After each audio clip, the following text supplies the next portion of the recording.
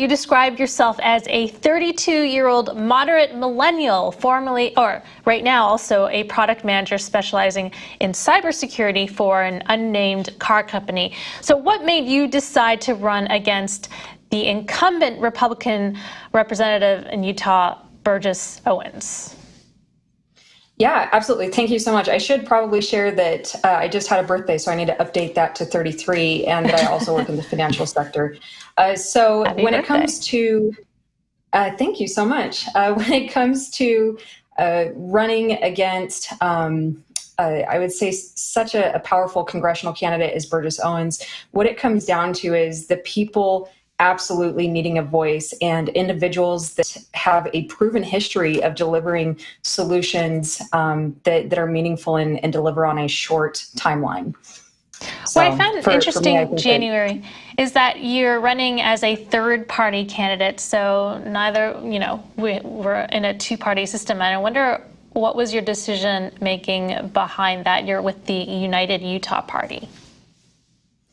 Yeah, I left the major political parties after I did a listening campaign. And what I did is I talked with over 1,000 individuals throughout Utah, built a platform based on that feedback. And when I took it to the major parties, the main thing I wanted was them to support the platform, right?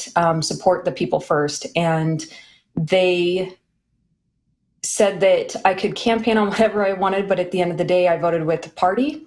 And that didn't quite sit right with me because I feel like it should always be a people first initiative, right? It's we the people, not we the party.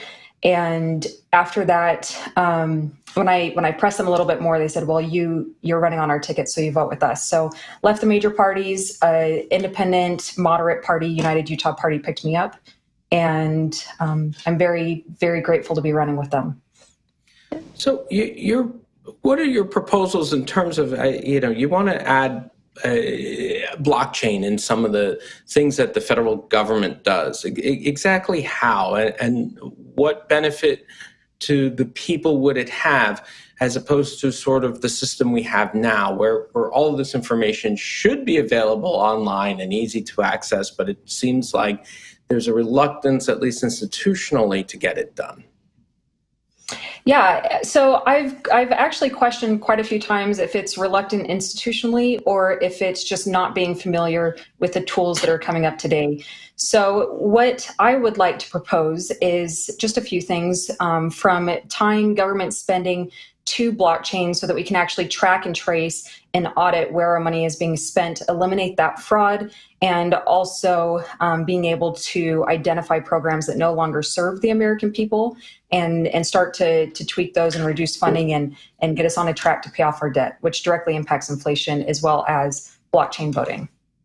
Well, we'll get to blockchain voting in a second, but I mean, do we need a blockchain database for that? I mean, why can't we just have a regular old database to do it? And you're somebody who works in security and the likes. It's not like people are necessarily going to change the federal government's budget numbers online if it's just out there in the open. And we do have ways in which people can do it. It's a lot of work, but if you had a lot of people who just sat there and really went through the numbers, they can maybe trace some of the dollars at least. So why do we need blockchain specifically as opposed to just Microsoft Access? I don't know. I'm just throwing something out there as a potential database.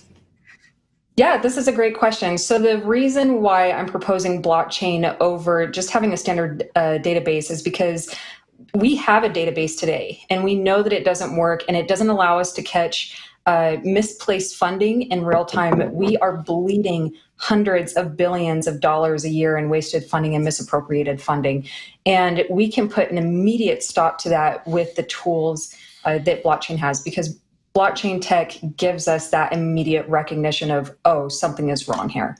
And when we look at the proposal of, well, people can spend time and effort in going back through this, it's no longer feasible to do so with the amount of funding that we're talking about. And often we find out about that misplaced funding until a year later. And we can cut that off at the very beginning and address it immediately. So you brought up blockchain voting. Not saying it's not secure. It's most likely going to be secure, but there's always that one issue of user error where and we see this with hacks, for instance. It's never quite that people are able to hack Bitcoin. They can't do that, but they're able to figure out people's account, their codes, their keys, and et cetera. And they're able to access it somehow.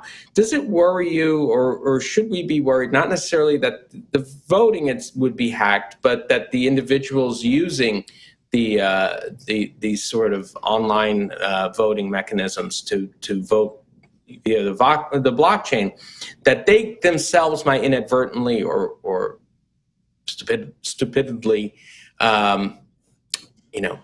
release their keys and kind of get their privacy lost that way? I think that that's certainly a valid concern with the technology that we have today, which is why I'm proposing a slightly different approach than just the keys that we've used in the past. So the technology that I'm proposing is within the self-sovereign identity space, so that decentralized ID. And if you vote through your decentralized ID wallet, you can have this secured with actually your person information, not just key information. So it's actually you and your physical being that would secure your identity, your vote that was cast on the blockchain. January, I wanted to give you an opportunity to tell people who you are. I briefly looked at your LinkedIn. You said you're a product manager at a car company. I don't know if you could name or go through some of your background, but what makes you especially eligible to be the next congressman of the 4th District in Utah? Yeah, thank you. So I do product management. I've actually left the automotive industry, and I'm working again in the finance sector, specifically with digital identity. And I do address cybersecurity needs. The main reason that I go unnamed is just because I would like to protect my coworkers as much as possible and not put them at risk for the anger, I guess, that comes along with politics. So just being conscious of them. So in the private sector, I build multi-million-dollar products and we'll say solutions for multi-million-dollar problems. And that requires collaboration, the ability to sift through ambiguity, the ability to lead teams, get people on board, and really have the skill set of addressing people's concerns and influencing others that may have more influence than yourself. And so to me, I think that business politics are actually way more complex than political politics. And so I think it makes me more than qualified for this level of position.